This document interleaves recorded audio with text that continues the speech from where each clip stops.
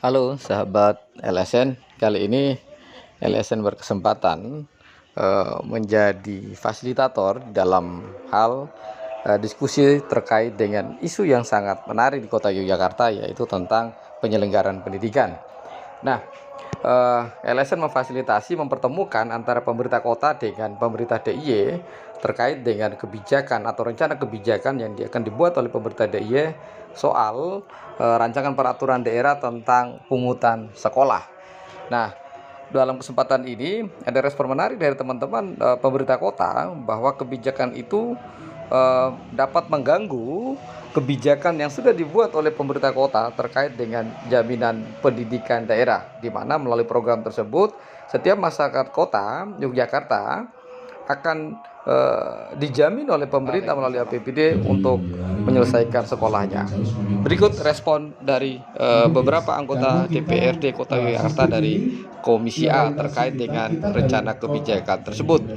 Dan kita juga akan menyaksikan bagaimana penjelasan Pemkot tentang jaminan pendidikan. Kita mengantisipasi akan munculnya perda provinsi tentang pendidikan ini. Tentang apa tadi? Pendanaan pendidikan.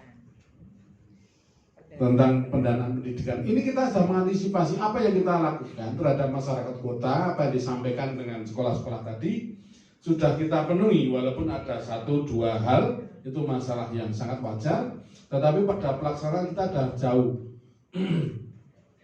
Bahwa sesuai dengan amanat undang-undang dan dilaksanakan di kota Yogyakarta.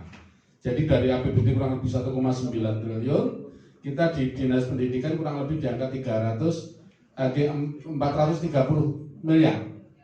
Artinya kita ada lebih dari 20% dan kita sudah mengakomodir apa yang disampaikan dalam undang-undang.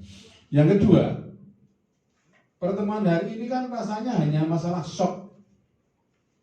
Kita dari Komisi D mengupayakan berbagai, bahkan kita mendorong JPD, ya, meningkatkan jumlah JPD termasuk dalam kuantitas maupun secara akumulasi maupun secara personalnya atau satu programnya. Besarannya kita tingkatkan, harapannya bisa mengampu kepentingan kesulitan masyarakat. Tapi justru di saat seperti itu muncul kita gambaran akan adanya peraturan perda di tingkat provinsi yang mengarahkan pada pendanaan pendidikan. Jadi kita tuh mencoba mengantisipasi. Sebetulnya kan kalau ini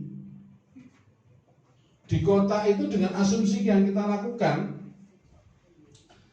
kalau dipaksakan, sehingga ini jika Pak menerima, asumsinya kita mampu menutupi.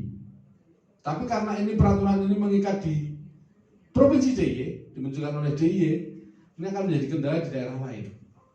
Kalau melihat APBD kita, ya, APBD Kota Yogyakarta yang semakin meningkat, maka besaran akumulatif 20% di dunia pendidikan akan meningkat juga.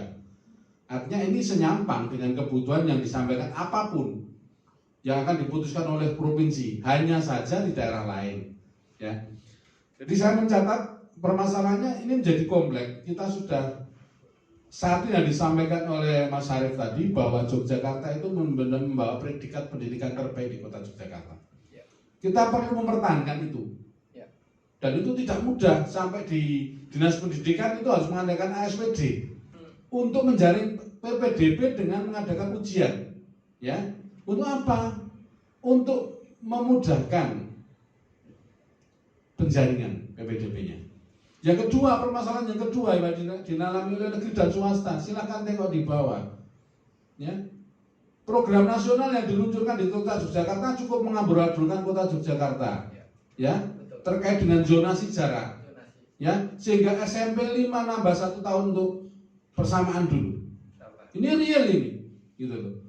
Kita meningkatkan mutu pendidikan, kita meningkatkan mutu, ya, tetapi kita disodori orang-orang yang menjauh dengan kualitas yang berbeda di salah satu sekolah.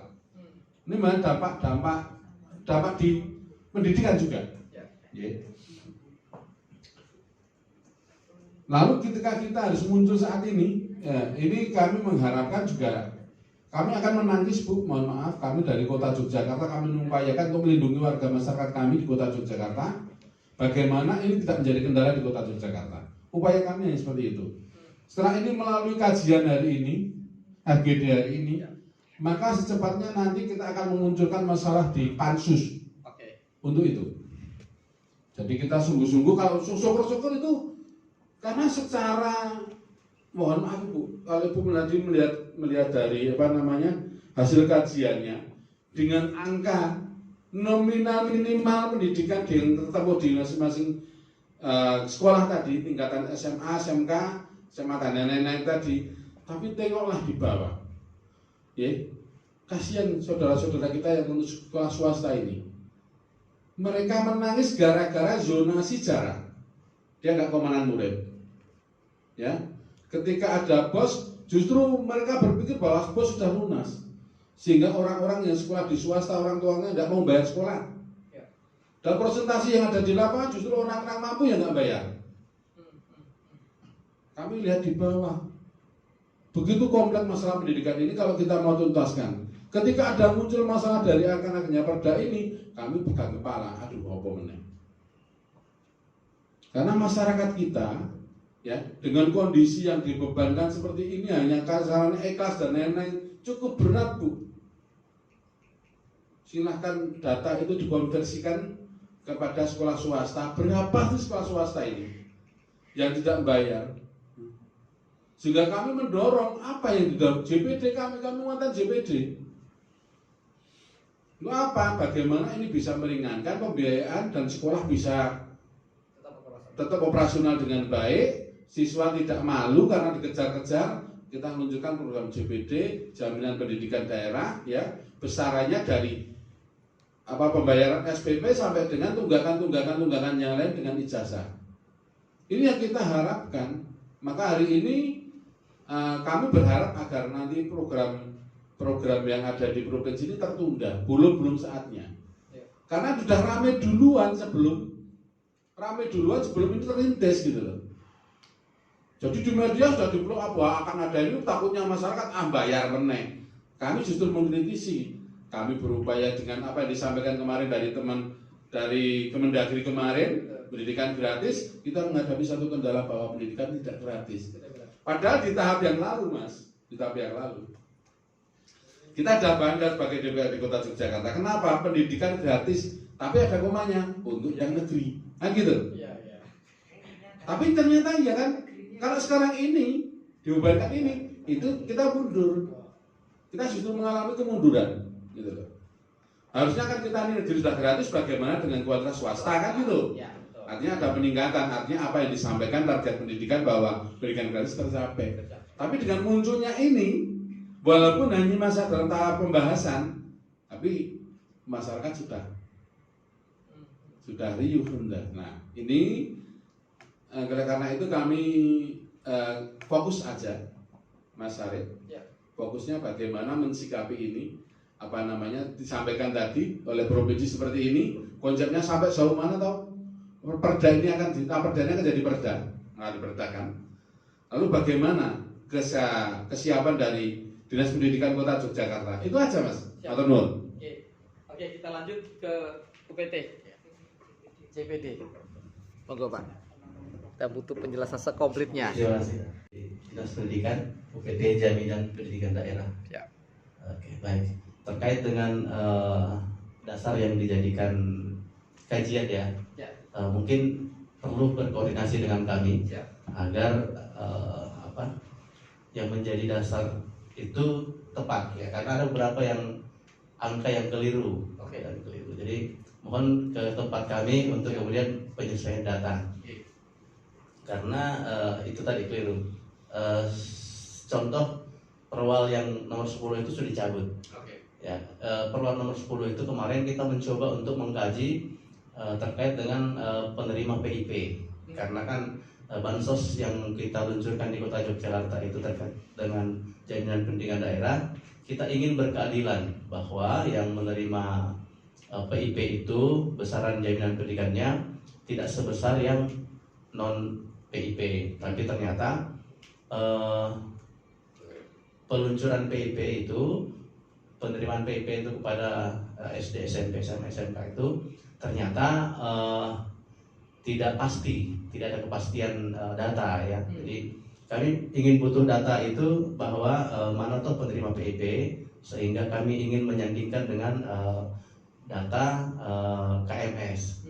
Ternyata di data PIP itu tidak ada NIK, sehingga kemudian kami tidak bisa kemudian mensortir data. Itu satu. Sekarang sudah ada sih. Ya, dan kemarin belum ada waktu tahun 2022. Oh, dari Kemudian dasar revisi perwal itu tadi karena untuk karena penyusunan tadi. untuk apa namanya perkeadilannya bantuan itu Oh, oke, yang ya. PIP dan non PIP. Kemudian yang kedua kami cabut karena SK penerima PIP itu berjalan terus. Ada sampai berapa 90 SK itu ya seluruh Indonesia. Sehingga mulai dari Maret sampai Desember itu masih diberikan SK terus. Sehingga kami kan sulit untuk menentukan besaran di semester kedua. Berapa yang akan mana tuh penerima PIP dan non PIP itu kan jangan-jangan sudah di-SK-kan tapi ternyata belum turun. Nah, yang 2022 itu sampai sekarang aja masih ada yang masih dicairkan gitu ya. Sehingga kami sangat kesulitan dan kami terpaksa tidak kemudian perwal itu tidak kami pakai. Jadi penerima PIP maupun non penerima PIP itu kemudian sama besarannya. Yang kami lakukan sekarang adalah kalau PIP itu saya cerita gini ya. Di awal itu peluncuran pertama itu adalah sinkron data antara DTKS dan Dapodik sekolah. DTKS Dapodik sinkron kemudian di SK-kan dari pusat. Kemudian setelah itu SK turun, kemudian masing-masing daerah diberikan kuota untuk mengajukan menseleksi penerima PIP. Yang kami lakukan sekarang itu adalah meskipun kami download satu-satu, itu kami jatahnya 500 SMP, kemudian SD itu 1000 IPM. Kami download satu-satu per sekolah itu yang dari data dari data itu kemudian kami pilah mana yang penerima JPD. Nah, kemudian yang kami lakukan sekarang itu adalah penerima KMS kemudian masuk DTKS itu kami hindari karena kan sudah dapat JPD dari kota. Nah, yang kami prioritaskan sekarang itu adalah yang untuk PIP yang verifikasi dinas ya. Karena yang dari pusat kan sudah jelas ini datanya. Yang verifikasi kami untuk 1.500 itu kami menghindari yang DTKS KMS. Jadi kami memprioritaskan yang DTKS non KMS. Ya, sehingga yang sudah dapat JPD sudah tidak dapat lagi PIP. Yang dapat yang kemudian masuk DTKS tapi KMS tidak dapat lagi. Ya, seperti itu. Yang sekarang kami lakukan ya, meskipun itu download satu-satu ya, dan sangat menguras tenaga dari personil kami. Kemudian itu terkait dengan data kami tolong berkoordinasi dengan kami agar itu tepat ya nanti. Kemudian untuk pemberian JPD itu kita memang dasarnya KMS ya, KMS sebagai data pokok ya untuk jaminan pendidikan itu KMS titik. Data kemiskinan itu kami berikan mulai TK sampai perguruan tinggi malah. Ya, jadi meliputi biaya pribadi dan biaya satuan pendidikan baik TK sampai SMA SMK itu. Jadi ada biaya pribadi dan ada biaya satuan pendidikan. Biaya pribadi itu kami transfer ke kartu KJB, kartu Jogja Berprestasi. Jadi KJB ini mengendalikan belanja siswa hanya untuk biaya pendidikan, tidak boleh diambil tunai. Jadi hanya untuk beli perluan sekolah lah gitu ya, tas, sepatu, seragam, alat tulis dan sebagainya. Sehingga itu terkendali ya. Kemudian kami memberikan selain KMS, selain data KMS, kami juga yang non KMS ada banyak. Yang pertama yang anak-anak panti asuhan swasta, yang tidak ber-KMS, sekolah tinggalnya di panti asuhan swasta, kami dapat JPD, jaminan pendidikan daerah. Jadi nanti kenapa yang panti asuhan negeri itu tidak, karena memang di sana gratis ya. seluruhnya gratis, sehingga kami yang biaya pendidikan itu untuk yang swasta saja, dan itu diverifikasi oleh dinas sosial, tinggalnya orangnya semua diverifikasi, ada SK verifikasi itu, kemudian ke kami bayarkan jaminan pendidikannya. Yang wah, ini sudah waktunya pulang nih. Belum selesai loh. Waktunya absen. Iya. Semuanya bisa tolong. Siap. Absennya. Absen dulu baru balikin lagi. Kemudian yang non KMS lagi ada yang putus sekolah. Putus sekolah ini kami cari data yang pertama ke sekolah. Pokoknya yang rentan-rentan putus itu tolong diidentifikasi. Ya, kalau untuk kami, ya kan? Kami punya banyak cara untuk anak itu tidak putus sekolah. Kalau alasan biaya, kami dapat jaminan pendidikan. Kalau potensinya berapa Pak? Yang potensi putus sekolah di sangat kecil, Pak. Kecil ya? Sangat kecil. Jadi tahun 2022 itu ada 8 ya. Oke. Ada 8 putus sekolah. Kemudian yang terkait dengan biaya pendidikan itu kami apa namanya? Kami datangi, kemudian sudah tidak berdomisili di kota Yogyakarta lagi, jadi pergi ke sana. Yang 7 orang itu memang tidak mau sekolah. Tidak mau sekolah. Tidak mau sekolah. Kita tawari, kita tawarkan paket itu. Iya. Ya, jadi paket itu kan lebih tidak terikat ya. Iya. Sehingga bisa kesetaraan. Kemudian ada yang berhasil, ada yang tidak. Kemudian selain putus sekolah itu, kemudian ada korban kekerasan. Kami bekerjasama dengan yang menangani tentang perlindungan anak DP3P2KB di kota. Kemudian apabila ada data anak korban kekerasan, kami jemput untuk kemudian kami berikan jaminan pendidikan, karena biasanya memang kekerasan itu sangat erat terkait dengan masalah ekonomi. Jadi kami berikan itu. Tahun ini sedang proses 1 orang ya. Kemudian untuk orang tua atau wali yang mengasuhnya meninggal karena COVID, mulai tahun 2020 sampai sekarang kami masih berlangsung ya. Jadi apabila ada orang tua atau wali siswa yang meninggal karena COVID, kami berikan bantuan jaminan pendidikan selama 2 semester ya. Kenapa 2 semester? Karena di semester berikutnya nanti akan disurvei oleh dinas sosial apakah itu masuk KMS atau tidak. Ya. Kemudian menjaring itu semua yang masih ada masyarakat yang miskin yang kemudian memiliki tunggakan biaya pendidikan, kami memberikan bantuan tunggakan biaya pendidikan. Namanya program apa? Bantuan tunggakan biaya pendidikan. Ya, itu hanya untuk sekolah swasta. Hanya sekolah swasta di dalam DIY. Banyak nggak data itu? Banyak. Oh, justru Banyak. data itu. Ini kan menjaring yang tidak KMS tapi miskin ya. Ini lumayan besar juga ini. Jadi ini penduduk kota, kemudian sekolahnya dalam DIY. Kalau luar DIY kan kami tidak punya rekening sekolah, jadi kami tidak bisa transfer. Kemudian tunggakan biaya pendidikan ini tahun lalu ya, 2022 ya. Dengan sekarang ini ada peningkatan yang luar biasa, Pak Ibu. Di bulan sekarang, tahun lalu itu baru sekitar 60 juta yang kami salurkan. Sekarang ini sudah 500 juta. Ya, jadi Iya, berarti penyerapannya bagus. saya mengkhawatirkan. Iya. Karena kan itu harus tambahin lagi. Saya Mumpung depan bibir komisi ini Pak, nggak apa-apa curhat. jadi kemudian di akhir tahun Sebenarnya ini sedih atau bahagia? Sedih atau gembira? Nah, ini Pak, saya deg-degan Pak. Berarti kerjanya bagus. iya.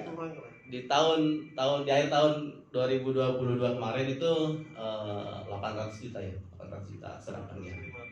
Nah, sekarang mungkin bisa hampir 3 miliar besok itu. Duitnya mereka juga. Sukses Duitnya masyarakat. Oke, baik. Kemudian untuk besaran ya, besaran. Ya kita kayak SMK aja Pak, Ya. agar kemudian seperti yang kakak tadi agak nyambung. Kemudian kami SMA SMK itu untuk KMS itu, untuk yang negeri itu ya, negeri itu kami bantukan 1.750.000 setahun ya. Kemudian yang swasta itu SMA negeri itu 1.750.000, SMA swasta itu 4.500.000. KMS ya. KMS ya. Kemudian untuk yang SMK negeri itu 1.750.000, untuk yang swasta itu 4.750.000. Sebenarnya dengan skema yang tadi sudah ada BOS, ada yang APBD provinsi, yang kemudian untuk di sekolah negeri ya, sekolah negeri itu kami yang SMA itu insya Allah cukup. Tapi kan gini ya, kalau yang JPD untuk SMA negeri itu kan tidak untuk biaya satuan pendidikan. Tidak untuk satuan pendidikan, hanya untuk biaya yang ditransfer ke RT Jogja Berprestasi itu, sehingga kan memang tidak untuk biaya pendidikan, jadi masih kurang lah dia 1.500.000. Usulan Bapak konkretnya Pak? Ya besok masalahnya. Saya mikir dulu Pak. Kalau itu ya. Kalau yang swasta memang yang SMK ya, SMK itu memang masih 1.750.000 sama.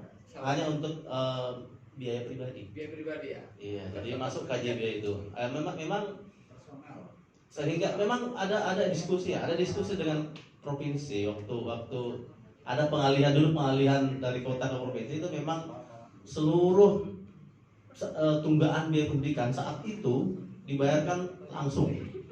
Jadi tidak ada lagi waktu itu ijazah yang ditahan. Ya, sehingga jadi seluruh waktu itu berapa miliar tuh ya kita luncurkan untuk kita sampaikan ke sekolah itu untuk melunasi seluruh tunggaan, sehingga ijazahnya bisa diberikan. Nah kemudian dengan itu kita dengan provinsi kemudian minta komitmen bahwa kota sudah meluncurkan yang miskin sekian. Jadi kami mohon juga bantuan agar di provinsi juga ada untuk yang miskin. Mungkin muncullah kacer ya Bu ya, muncullah kartu cerdas. Cuma masalahnya kartu cerdas itu kan itu non KMS. Jadi yang KMS itu tidak boleh kacer. Kalau ada mereka memang nggak dikembalikan kalau misalnya double. Tidak boleh double, kacer dan KMS. Sehingga kacer itu memang hanya untuk yang non KMS.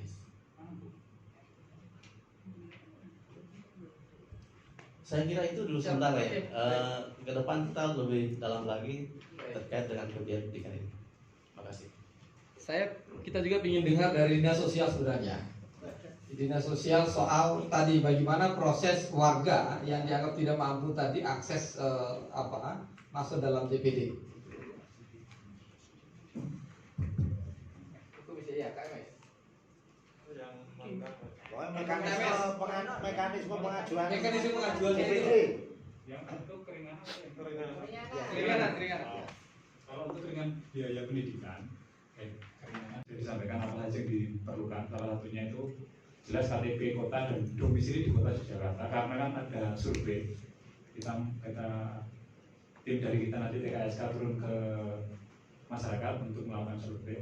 Jadi harus berdomisili di kota Yogyakarta, karena beberapa pengajuan itu ada KTP-nya Jogja tapi domisilinya di luar Jogja. Itu kan kita kesulitan untuk mendatangi. Untuk kayak gitu. Nah untuk syarat-syarat lain sebenarnya sudah dituangkan di dalam perwalnya, itu sudah lengkap di sana. Jadi kita mengacu ke sana saja. Kendala yang dihadapi di lapangan apa, Mas? Jadi tadi kalau yang bersangkutan itu KTP-nya Jogja, tapi domisilinya tidak di situ, Mas. Jadi ada yang KTP-nya di Gondomanan misalkan ya, tapi tinggalnya di Boyojo. Itu kan perlu koordinasi lebih lama itu, karena kan kadang harus hari-hari di mana nih koordinasi antar ini, ternyata bidangnya di sana. Nanti koordinasi dengan TKSK yang ada di kecamatan yang di tempat ini itu. Jadi itu butuh waktunya di situ kita nyari kan. Oke.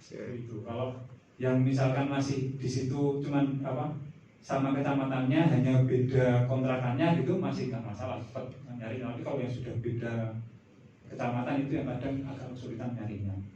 Hanya Apa? itu saja sih. Proses penyari searching datanya apa orangnya? Nyari orangnya juga. Kan itu mendatangi rumahnya. Oh, ketemu sama oke, harus orangnya. survei ya? Iya. Oke. Itu yang kadang juga. Kadang ada yang kita sudah nungguin beberapa kali, nungguin datangi sampai 3 kali nggak ketemu juga. Nah Mas, ini kan ada problem. Ketika zonasi ini kan banyak warga luar kota Jogja, kita migrasi ke kota Jogja. Gimana responnya Dinsos? Ya kalau itu bukan. Enggak, kalau capil kan mengurusan itunya, Ya. tetapi ketika dia warga tidak mampu, akhirnya kan berdampak itu. Ya kita kan sesuai prosedur, kalau dia sudah penduduk kota, kita nggak punya. Iya, hak dilayani. Oh, Kalau Oke. kota dilayani, kalau sudah punya KTP kota dan berdomisili di kota ya harus dilayani. Apapun latar belakangnya ya. Iya, Oke, iya. siap. Ya. Oke, mungkin ada tambahan lagi? Tidak juga sih. Tidak. Monggo, Bapak dari pembicara nanti dari baca cepat. Oh, oke. Siap. Masih ada tambahan, Bu Sur? Siap.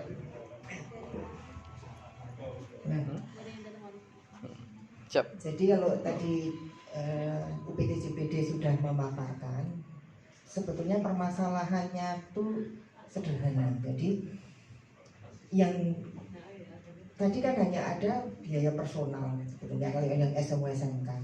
Kemudian kalau swasta itu bisa mengajukan kan untuk tunggakan itu bisa dengan ada survei.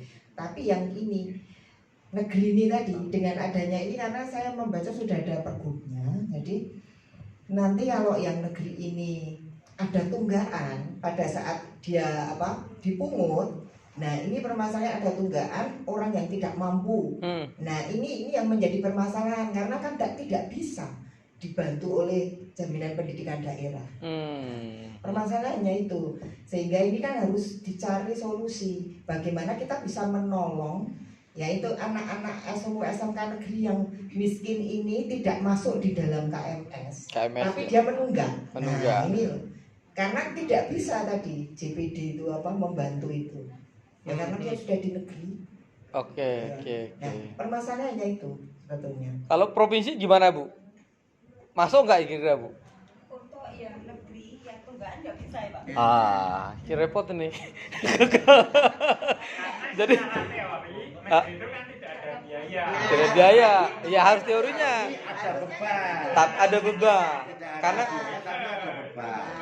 Permasalahannya di Ya. kan ini harusnya pendidikan gratis harusnya sudah tidak bermasalah. jadi gitu loh. orang miskin dilarang sekolah berarti. Jadi orang anak itu mau masuk sekolah SMA itu sudah bebannya harus membayar. Harus membayar. Sekarang frame-nya sudah begitu. Tidak kemudian gratis seperti Tujuannya kan SDSM. sebenarnya itu Siap. menolong itu tapi ternyata ya itu tadi harus gratis sudah gratis ternyata provinsi mengeluarkan pergubnya itu ada biaya tadi Pungutan tadi ya? pungutan tadi sehingga ya harus dipikirkan itu kalau yang miskin ternyata tidak mampu tetepan nggak Atau bisa bayar kebijakan juga. rekomendasinya seperti yang disampaikan tadi ternyata JPD itu kan hanya mengcover biaya personal. Kemudian memungkinkan nggak kalau itu dorong sampai ke biaya satuan pendidikan? memungkinkan tidak Pak? Memungkinkan nggak Pak? Bisa juga, ya, tergantung. Memungkinkan. Gini ya, kalau saya itu Manut.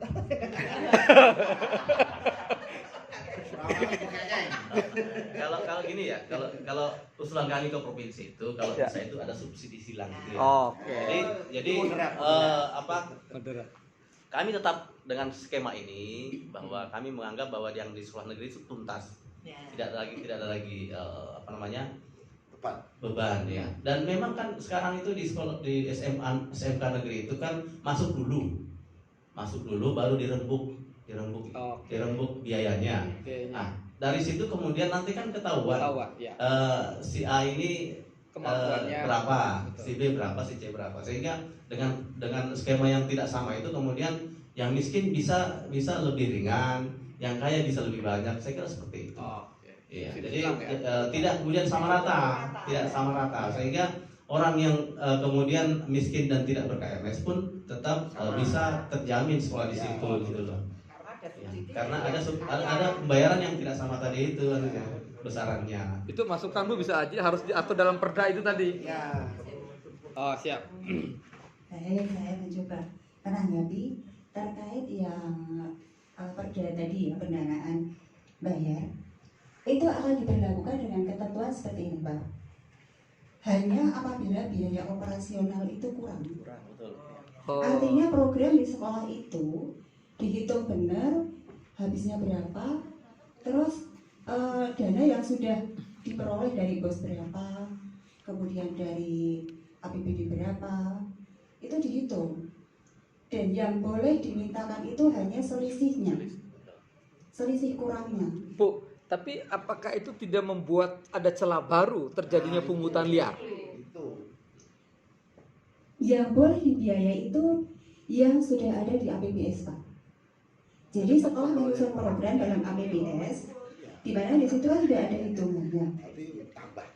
Contoh Bu, ini kasus ya, sempat viral Jogja, sudah ditekankan bahwa seragam dan lain-lain. Fakta kemarin begitu itu kan seragam diproyekkan, nah itu jadi masalah juga kan itu mencoret. Itu saja aturan sudah sangat ketat itu ya. Apalagi bicara pungut itu ya. Ya 0, sekian senti dengan malak sebanyak kayak gitu. Gitu. Tetapi yang tadi kajian tadi itu batas maksimal ya Pak. Batas maksimal. Batas maksimal.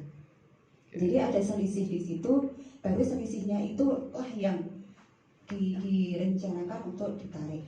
Dan itu juga berlaku subsidi silang bagi yang berasal dari tidak mampu.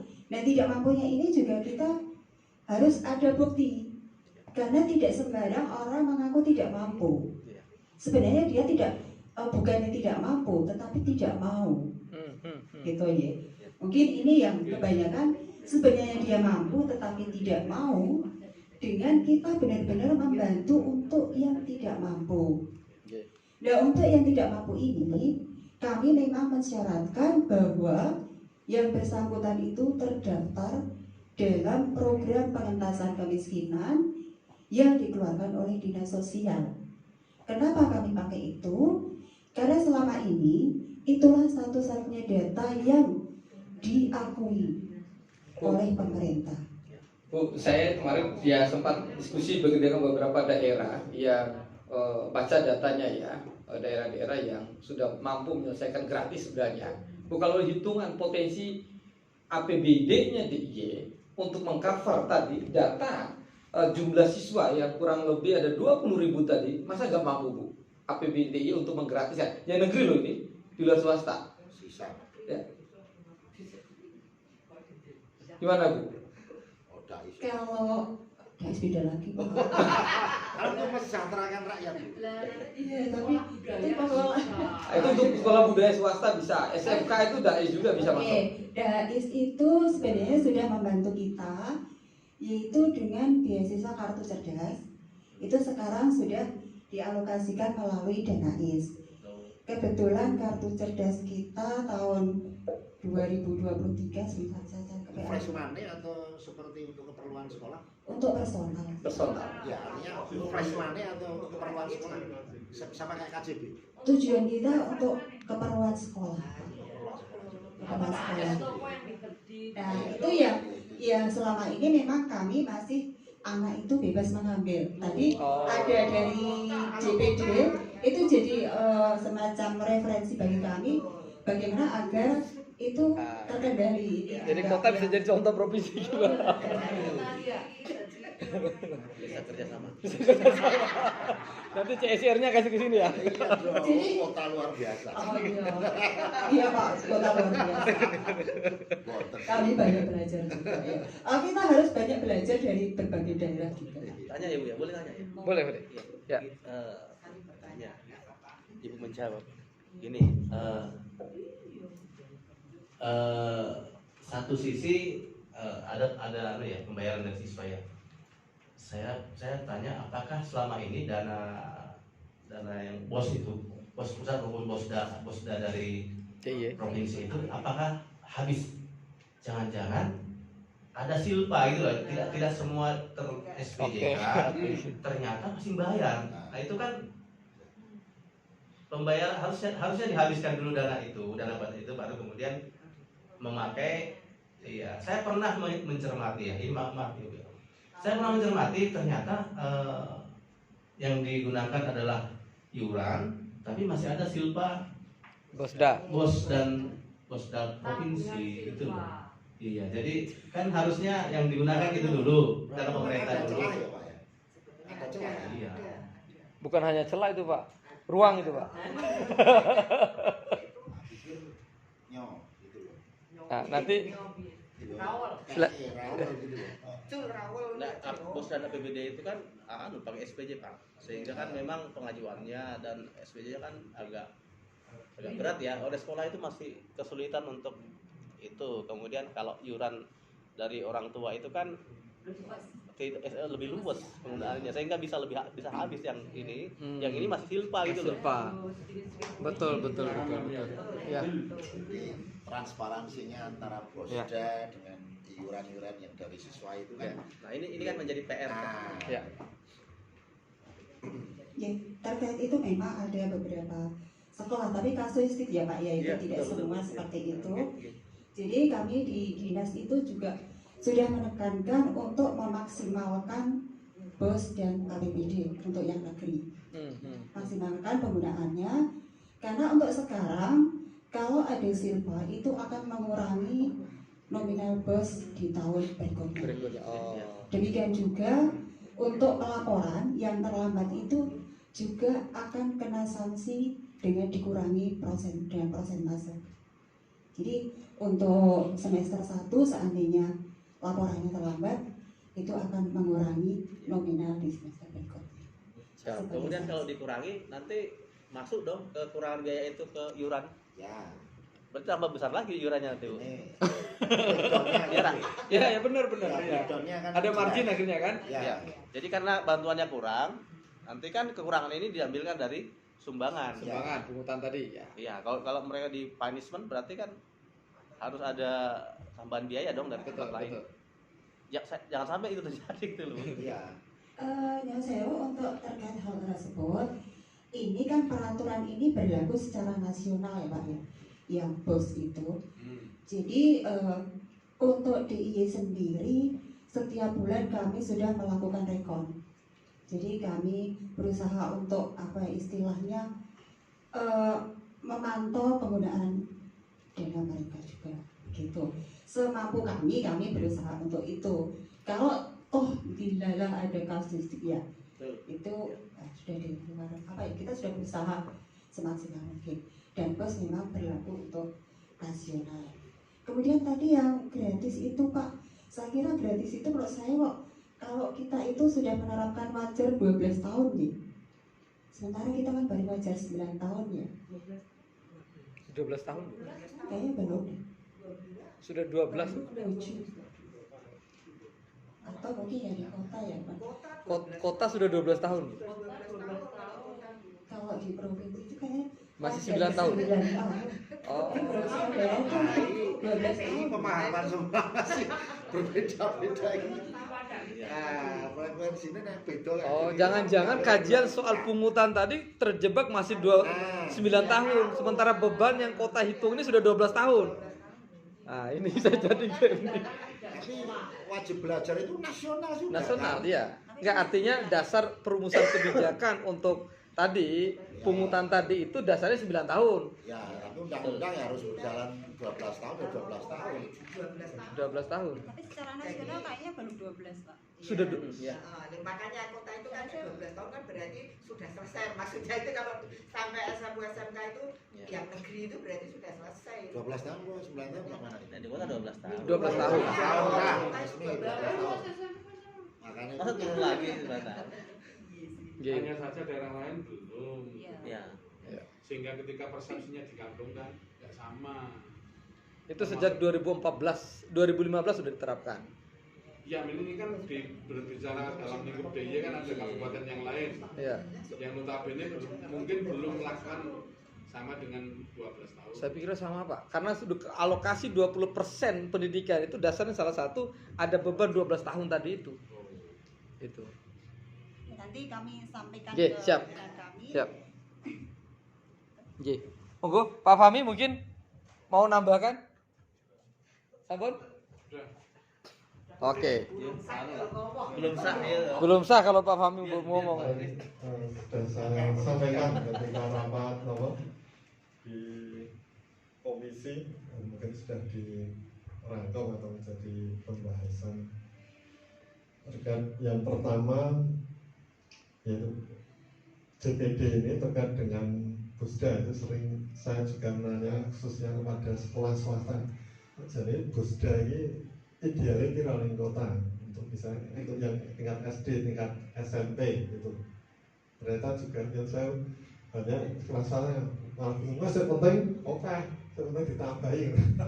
Jadi sekarang kita juga komisi D, kita ingin memperjuangkan dari orang tua siswa maupun juga dari sekolah swasta. Kita ingin mungkin ada formulasi juga nih ketika kita dengan Pak Menariman untuk anggaran sing pasti piro itu dengan ada dasarnya, ada hitung-hitungannya. Itu tentunya menjadi catatan yang pertama untuk bagaimana Busda. Karena sebelumnya sebelum COVID, Bapak Ibu terutama yang sekolah swasta itu ketika awal tahun 2020 itu APBD kita untuk yang Busda itu sebenarnya sudah kita naikkan, tetapi begitu COVID langsung dipangkas ya. Ya itu yang saya lupa dulu sudah mencapai SMP itu mencapai 1750 atau 1500 saya lupa. Pinter, akhirnya dipangkas kembali lagi seperti yang dulu itu ya, kita perjuangkan rapat dengan distrik itu juga dengan yang argumen juga. Tapi karena pandemi kemudian juga berkurang APBD, otomatis Busda ini juga berkurang. Nah ini harapan kita mungkin juga ya ada forum sekolah swasta juga bagaimana untuk memformulasikan Busda yang ideal, sehingga nanti yang memang masih kekurangan dana bisa juga tertolong dengan khususnya yang masih sekolah yang masih kurang dana atau masih minim untuk permohonan untuk bisa dapat anggaran dari pemerintah kota kan bisa lumayan tertolong nanti dengan ada kenaikan atau dengan angka sekian yang memang idealnya pas untuk di sekolah swasta itu berapa. Nah ini kemarin kita posisi kembali turun ketika COVID itu. Yang pertama, kemudian yang kedua yang saya sampaikan kemarin untuk yang data nunggak SPP itu luar biasa Pak Manariman untuk di distrik sekarang sudah mencapai 500.000 itu memang ya harapan kami juga 500 juta itu memang ya harapan kami juga sehingga ya memang akses sebenarnya lebih dari itu. Kalau saya melihat salah satu contoh di satu sekolah itu ketika yang mengakses itu hanya 10%.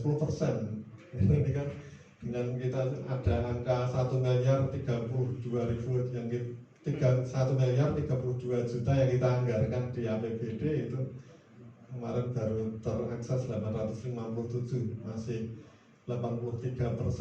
Padahal menurut saya itu ya bisa lebih, itu bisa sampai 8 miliar ya.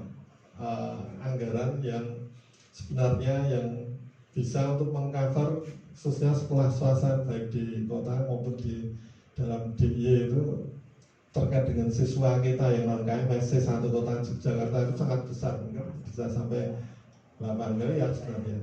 Nah ini memang nanti menjadi PR kami bersama dengan distrik tadi yang angka dari distrik 500 juta sudah keluar, belum enggak belum kenaikan kelas. Ini mungkin nanti bisa sampai 2M seperti yang kita anggarkan waktu COVID dulu. Nah ini menjadi PR sehingga kemudian juga banyak hal ini yang tentunya Dinsos dengan dinas sosial mungkin ada formulasi, mungkin nanti kita formulasikan untuk bisa lebih sederhana. Tahapan ketika perlu harus mengakses atau harus minta survei ke Dinsos, mereka sudah bayangin kayak zaman KMS. Nah KMS kan banyak yang gagal, tapi kalau ini kan kemarin katanya 503 itu bisa lolos ketika memenuhi syarat semua.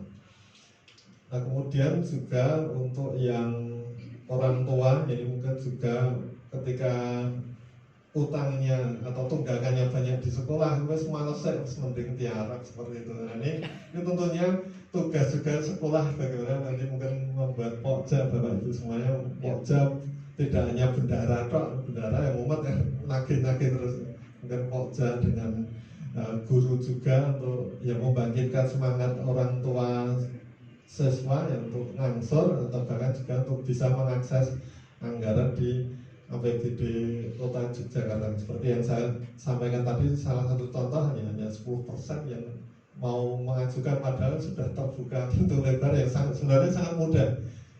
Akses ke Dinsos dan juga ke Disikpora itu sangat mudah nih. Ya rada malas dan sebagainya. Nah, ini mungkin kita juga perlu pemerintah kota semakin mempermudah dan juga bisa terakses, khususnya bisa menolong orang tua yang memang benar-benar kurang mampu, tidak bisa membiayai. Karena dari sekian itu saya yakin juga banyak sebenarnya orang tua yang mampu. Ya. Ada yang laporan kemarin ke saya, ngaku mobil malah dapat KMS. Malah belum lunas.